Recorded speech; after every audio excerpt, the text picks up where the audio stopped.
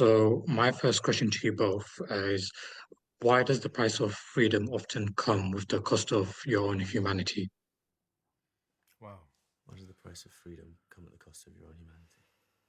that's a great question. I don't know if I got the answer to it, man. But what I will say is, I think when freedom is taken away from us, um, um, we crave it.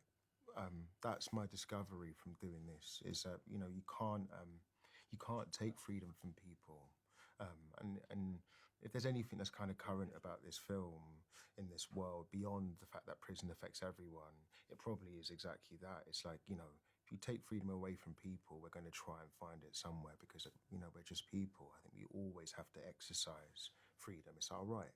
So that doesn't answer your question at all, but but I do think there's something provoking in what you just said. And that freedom is somewhat relative as well, because I think sometimes the lack of freedom starts before people even end up in the system. It's like Mm, a lot of the mm, people who end up doing time in prison already come from poverty or come from backgrounds where there's been a lot of trauma. mm, And so I think that lack of freedom starts almost yeah. before going in.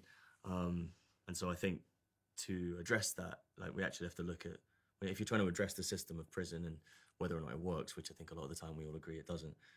I think to address that, you have to look at before someone even ends up in Mm, the prison system, which is like, how do you address poverty? How do you address the lack of freedom in life, which is like lack of access to resources and things? So I think that question of freedom starts way before someone actually gets their freedom taken away. If you know mm. what I mean?